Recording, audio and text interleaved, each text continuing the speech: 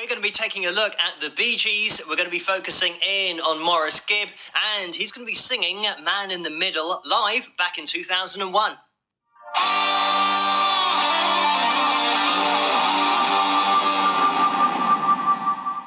Hello, Phil here from Wings of Pegasus, and welcome to another analysis video.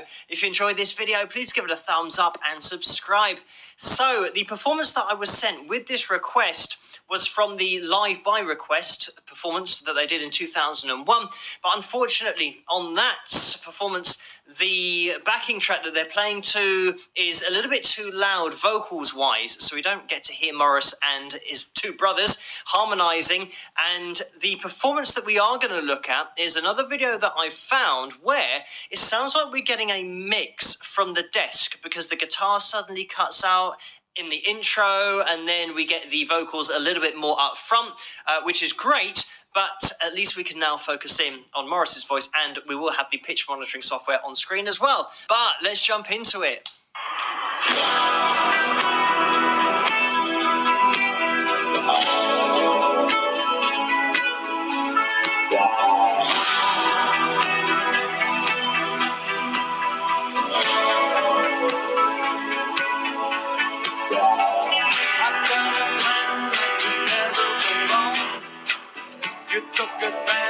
The damage done, it all comes back to me, baby. It all comes back to me. I've been a fool and I went off the track. And when I think of what it cost when the die was cast, you know I had to be crazy. You know I had to be. I've been telling lies, and you forgive me, but my heart still cries. And you can understand I'm just a man in the middle of a complicated plan. No one to show me the signs. I'm just a creature of habit in a complicated world. Nowhere to run to, nowhere to hide, to hide, to hide.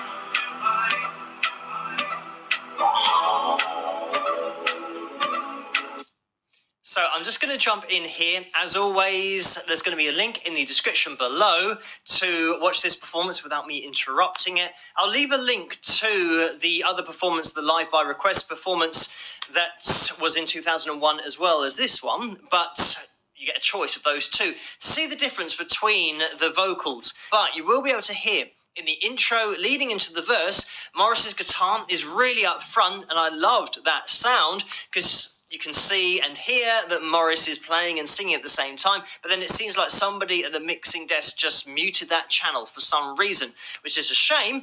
But vocally, we can hear that Maurice's voice is quite up front. You can hear Robin's voice and Barry's voice in there quite clearly. Interestingly, it sounds like Barry in the chorus is still using his falsetto, even though the notes are relatively low. But we'll get into that in a second, because we're going to focus on Maurice tonight. Maurice's voice with the Bee Gees was always that low end, and this is a great representation of that. Where he starts and where he goes into with the chorus, I often say that you'll get an octave's worth of pitch change from a verse into a chorus, but here it's all in the same range. Maurice isn't just going up ridiculously high in the chorus, he's keeping it in the same range as that verse, so we don't go on that massive journey pitch-wise, but this is the point about his voice in general being perfect to go with his other brothers, because we've looked at Robin, we've looked at Barry and where their voices sit, and Maurice's voice sits exactly where it needs to. It's at the bottom end. After Maurice's voice, Robin's voice then takes over as we go up in pitch, and then Barry's voice takes over as we go higher in pitch after Robin's voice. So you get this really long and expansive range that's being taken care of by three individual singers whose voices just happen to be perfect because they're each covering a different range. Just to mention that this is from a YouTube channel called BeeGees Style Music, and It does say that Morris died in January 2001, but that's a mistake on the graphic. We'll jump into the performance from the beginning and see where this pitch sits. You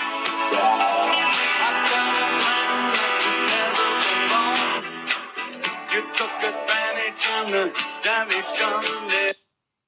So the guitar cuts out, but we have the B3 and the A3 range-wise. If we go over to our piano, the A3 is here. We're around this area for the verse. The pre-chorus, before the chorus, I want you guys to listen out for the way that Morris takes his vocal down just before we start the chorus.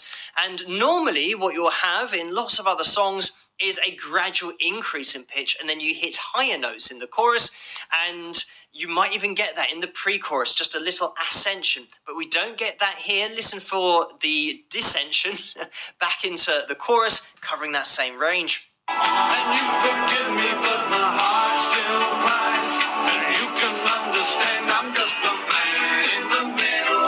Just there, so we have this, you can understand I'm just a, and he's going down, I'm just a man in the middle. So that vocal's exactly where we were in the verse. And even when I'm singing that, going, where I talk is pretty similar to where Morris is singing. So it gives you an idea of where the pitch sits when we compare it with talking. It's another thing that highlights the differences in their voices, because when you compare this voice to Barry's high reinforced falsetto, you couldn't get more different than that, just pitch wise, but also the tonality of it, the way that it is delivered and the technique that's being used vocally. But when you throw together these three voices, this is why it's just so unique, and why it sounds so unique is because it's three voices that are so different, but they work so well together, probably because they're all in the same family and they've got that genetic link, and that they've been singing obviously together since kids, and they've just honed their craft vocally, but they just had voices that meant they could cover every single angle that they wanted to.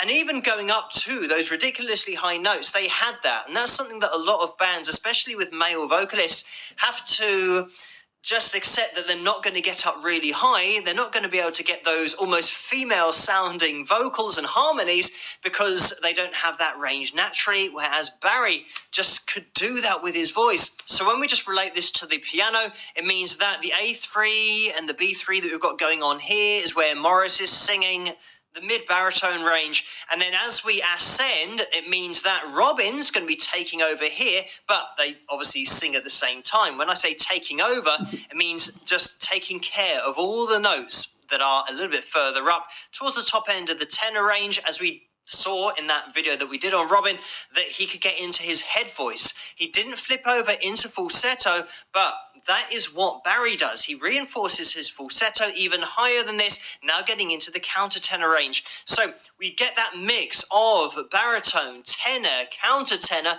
three different ranges and three different ways of blending your voices melodically that give you so many options, because you're not all stuck in that same range. But let's jump back into the performance where we left it, and we'll watch it all the way to the end. I know I let you down in so many ways. I know that sorry doesn't tell you what you need me to say, but I would die for you, baby. Yes, I would die for you. I've been in disguise, and you forgive me, and the love will rise, and you can understand I'm just a man in the middle of a complicated plan. No one to show me the light. I guess I'm weary from battle, but I've just begun to fight. Nowhere to run to, nowhere to hide. To hide, to hide, to hide, to hide. I'm just a man in the middle of a complicated plan. No one to show me the signs. I guess I'm weary from battle, but I've just begun to fight.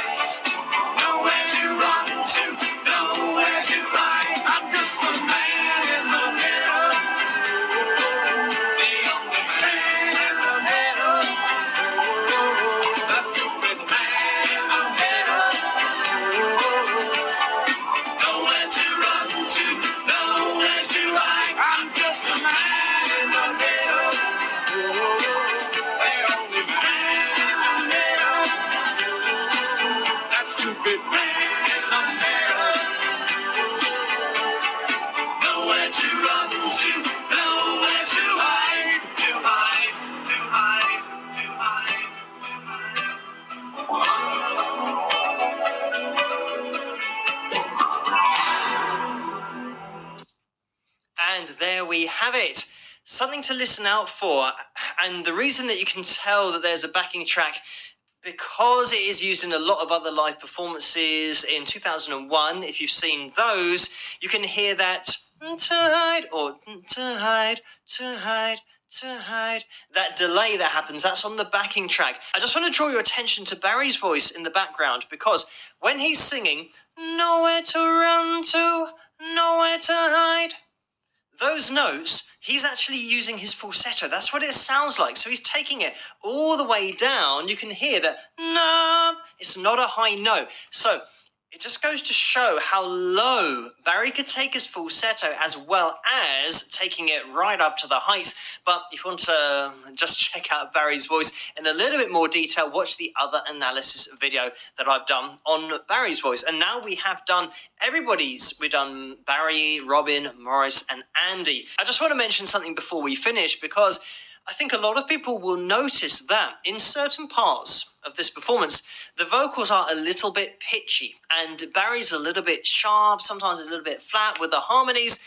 And it's interesting because I think this is down to singing to a backing track. The Bee Gees never played with backing tracks. They just did it all live. So the fact that they are doing this, and this seems to be, in 2001 at least, a just thing that they did. I don't know why. Maybe to get all of the production that's on the original track, because it sounds like in the studio they double-tracked Morris's voice, and there's a definite chorus sound in his voice, but there's a lot of production in it. So maybe for the stage they thought, rather than having to get loads and loads of people along to play in the band, who then we don't need for the rest of the songs, we'll just play to a backing track for this song.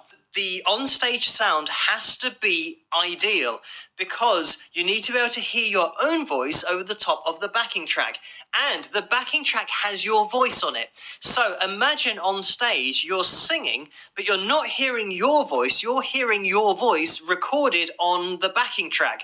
That has got to be so off-putting. So what I think has happened here is that on stage, the guys have not got a good mix. But thank you guys for requesting for me to take a look at Morris. Now we have looked at every Bee Gee. So it's been an interesting journey to look at all of their voices independently.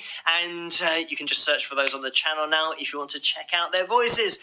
Anyway, let me know what you guys think, and keep those suggestions and requests coming in the comment section below. If you did enjoy this video, please give it a thumbs up and subscribe, and I'll see you guys at the next one. Rock!